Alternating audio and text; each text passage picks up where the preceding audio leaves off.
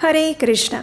भगवत गीता यानी ऐसा ज्ञान जो किसी भी धर्म, जाति, संप्रदाय और वर्ण से ऊपर है, जो सबके लिए समान रूप से उपयोगी है। और ऐसा दिव्य ज्ञान जिस दिन प्रकट हुआ था वो दिन था गीता जयंती यानी मोक्षदा एकादशी। परम भगवान श्री कृष्ण ने जन कल्याण हेतु इस दिव्य ज्ञान को पांडवों में श्रेष्ठ अर्जुन को दिया था। कुछ ही दिनों में ये गीता जयंती का विशेष दिन आने वाला है और उसी के उपलक्ष्य में इस समय हमारी टीम विशेष रूप से आपके लिए एक विशेष भगवत गीता महात्म्य कथा श्रृंखला लेकर आ रही है, जिसमें हमारी पिछली कड़ी में हमने प्रथम अध्याय के महात्म्य की कथा सुनी थी। तो चलिए आज के हमारे इस अध्याय में हम श्रवण करते हैं भगवत गीता के दूसरे अध्याय के महात्म्य की कथा।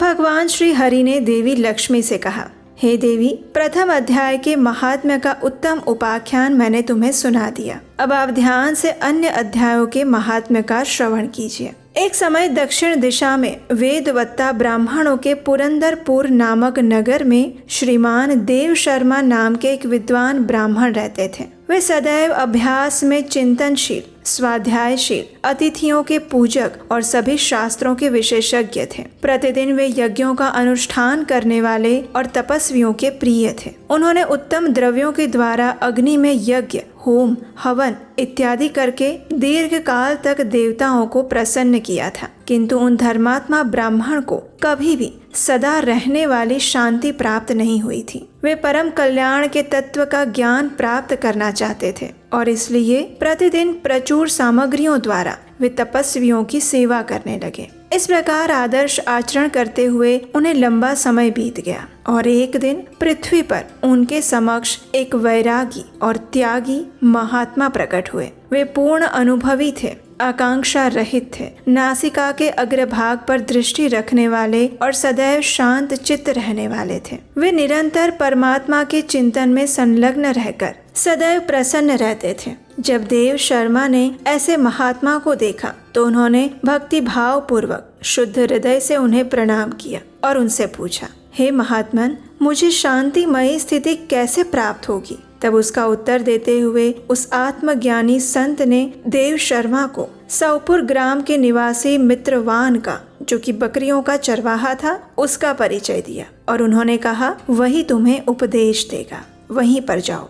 ये सुनकर देव शर्मा ने महात्मा के चरणों में प्रणाम किया और फिर वे समृद्धि युक्त सौपुर ग्राम में पहुंच गए। उसके उत्तर भाग में एक विशाल वन था और उसी वन में नदी के किनारे पर एक शिला पर मित्रवान बैठे हुए थे। उनके नेत्र आनंद के अतिरेक से विह्वल थे। वे अपलक दृष्टि से देख रहे थे। वो स्थान आपस का स्वाभाविक वैर छोड़कर एकत्रित हुए परस्पर विरोधी स्वभाव वाले जंतुओं से घिरा हुआ था। उस उद्यान में मंद मंद शीतल वायु बह रही थी। वहां पर सभी मृग और हिरण शांत भाव से बैठे थे और मित्रवान दया से भरी हुई दृष्टि से उन्हें देख रहा था। इस स्वरूप में मित्रवान को देखकर देव शर्मा का हृदय पुलकित हो गया। वो अत्यंत प्रसन्न हो गए।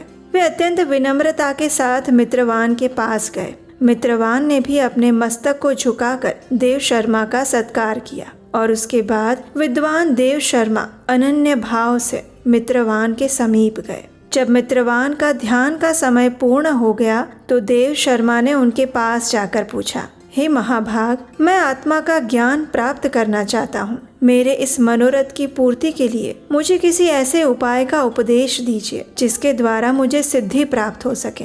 देव शर्मा की ये बात सुनकर मित्रवान ने एक क्षण तक कुछ विचार किया और फिर उनसे कहा, हे विद्वान ब्राह्मण, एक समय की बात है, मैं वन के अंदर बकरियों की रक्षा कर रहा था और उतने में एक भयंकर व्याघ्र पर मेरी दृष्टि पड़ी, जो मानो सबको ग्रास लेने वाला हो।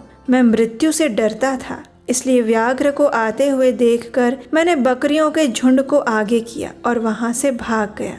लेकिन एक बकरी तुरंत ही सारा भय छोड़कर नदी के किनारे उस व्याघ्र के पास बेरोक टोक चलने लगी और फिर वो व्याघ्र भी द्वेष छोड़कर चुपचाप वहीं पर खड़ा रह गया। उसे इस प्रकार इस अवस्था में देखकर बकरी ने कहा, हे व्याघ्र, तुम्हें तो अभिष्ट भोजन प्राप्त नहीं हुआ है। मेरे शरीर से मांस निकालकर तुम आनंद पूर्वक इसका उपभोग करो। तुम इतनी देर से खड़े क्यों हो? तुम्हारे मन में मुझे खाने का विचार नहीं आ रहा है? तब उस व्याघ्र ने कहा, बकरी, इस स्थान पर आते ही मेरे मन से द्वेष का भाव निकल गया है। ऐसा लगता है मानो भूख प्यास भी मिट गई है और इसीलिए पास आने पर भी अब मैं तुम्हें नहीं खाना चाहता। जब व्याघ्र ने ऐसा कहा तो बकरी ने कहा, न जाने मैं भी कैसे निर्भय बन गई हूँ। ऐसा क्या कारण हो सकता है? अगर तुम जानते हो तो मुझे बताओ। तो ये सुनकर उस व्याघ्र ने कहा, नहीं, मैं भी नहीं जानता। चलो सामने खड़े हुए इन महापुरुष से पूछते हैं। ऐसा निर्णय करके वे दोनों वहां से चल दिए और उन दोनों के स्वभाव में यह विचित्र परिवर्तन देखकर मैं अत्यंत आश्चर्य में था। उतने में उन दोनों ने मेरे पास आकर मुझे यही प्रश्न किया और उस समय उस वृक्ष की एक शाखा पर एक वानर राज बैठे हुए थे। उन दोनों के साथ मिलकर मैंने भी वानर राज से यही प्रश्न पूछा और तब उस वानर राज ने आदर पूर्वक कहा, हे अजापाल, ध्यान से सुनो। इस विषय में मैं तुम्हें एक प्राचीन वृत्तांत सुनाता हूँ। यह सामने वन के भीतर एक बहुत बड़ा मंदिर है। जरा उसके सामने देखो। उसमें ब्रह्मा जी द्वारा स्थापित किया हुआ एक शिवलिंग है। पूर्व काल में यहाँ सुकर्मा नामक एक बुद्धिमान महात्मा रहते थे, जो तपस्या में संलग्न रहते और प्रतिदिन इस मंदिर में उपासना करते थे। वे वन में से फूलों का संग्रह करके लाते और नदी के जल से पूजनीय भगवान शिव को स्नान करवाकर उन्हीं से उनकी पूजा अर्चना किया करते थे। इस प्रकार आराधना कार्य करते हुए सुकर्मा यहाँ प्रेम से निवास करते थे। लंबा समय बीत जाने के बाद उनके समीप किसी अतिथि का आगमन हुआ। सुकर्मा ने भोजन के लिए फल लेकर आए और उस अतिथि को अर्पित किए और उनसे कहा, हे विद्वन, मैं केवल तत्वज्ञान की इच्छा से भगवान शंकर की आराधना कर रहा हूँ। आज इस आराधना का फल परिपक्व होकर मुझे मिल गया है, क्योंकि इस समय आप जैसे महापुरुष ने मुझ पर कृपा की है। सुकर्मा के ये सुंदर वचन सुनकर तपस्या के धनी उस महात्मा अतिथि को बड़ी प्रसन्नता हुई। उन्होंने शिलाखंड पर भगवत गीता का दूसरा अध्याय लिखा और उस ब्राह्मण को उसके पाठ और अभ्यास के लिए आज्ञा देते हुए कहा, हे ब्राह्मण, इसका नित्य प्रतिदिन श्रवण करो, पठन करो और अध्ययन करो।